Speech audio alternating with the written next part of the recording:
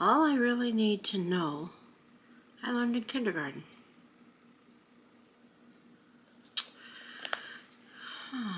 Okay.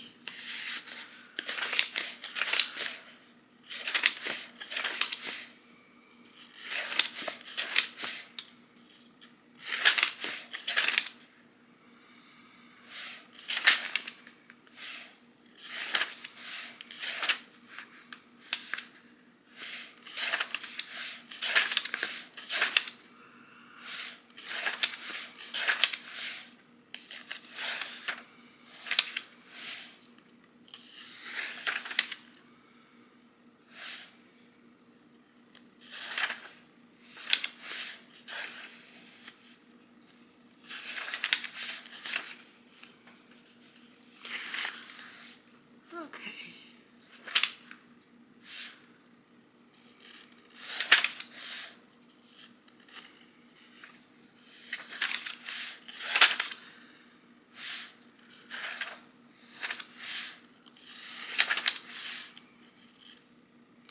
Looks like it might be an interesting book.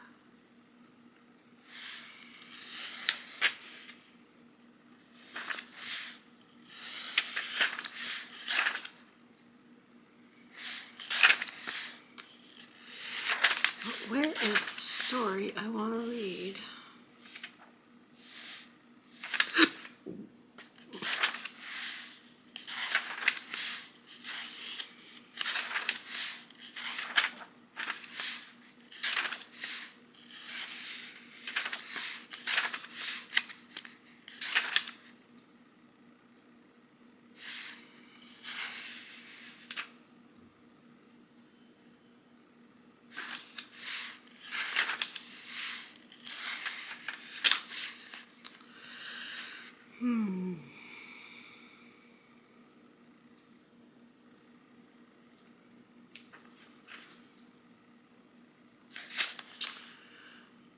Here's an interesting one.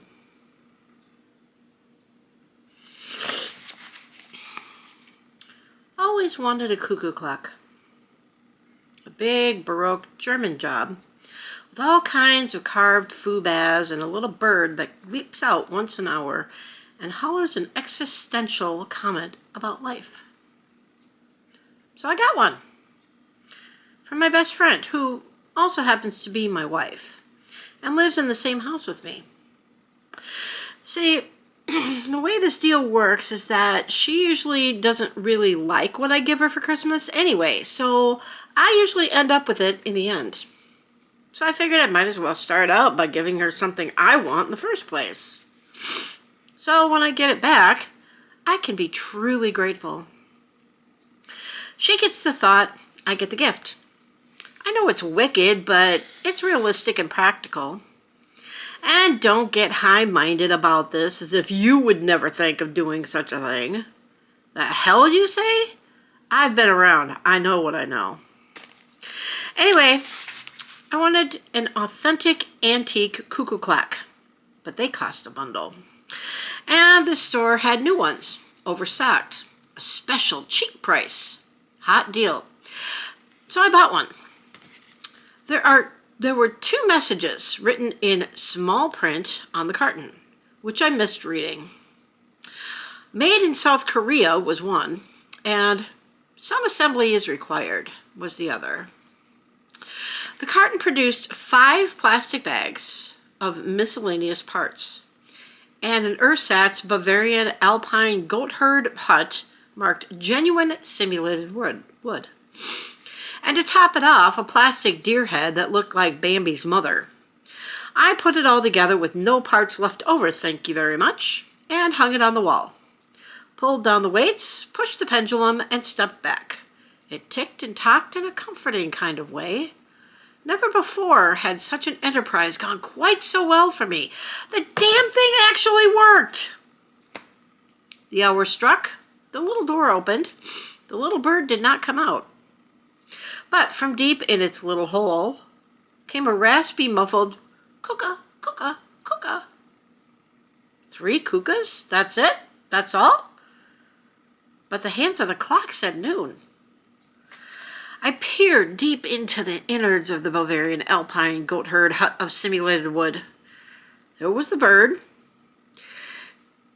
Using an ice pick and a chopstick, I tried to pry the creature forth. It seemed loose. I reset the clock to 3. The clock ticked and tocked and then clanged.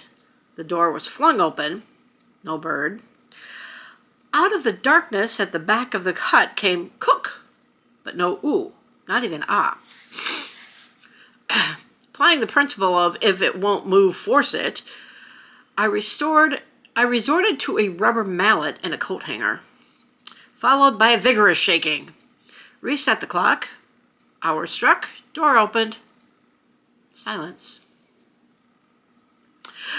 Close inspection revealed a small corpse with a spring around its neck, lying on its side. Not many people have murdered a cuckoo clock bird, but I had done it.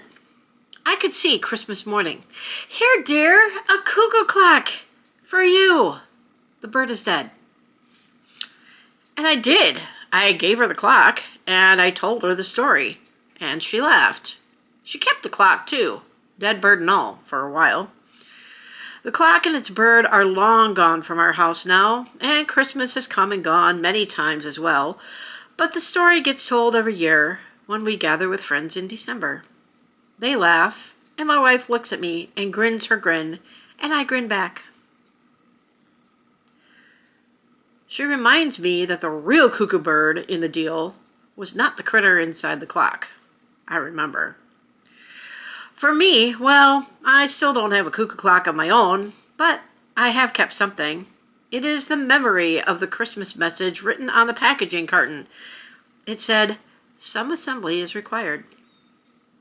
To assemble the best that is within you and give it away, and to assemble with those you love to rekindle joy. Cuckoo to you, old bird, and Merry Christmas to wherever you are. Have a sunny day. Oops. Where's that button? Now I can't seem to find the button. There it is. Have a sunny day.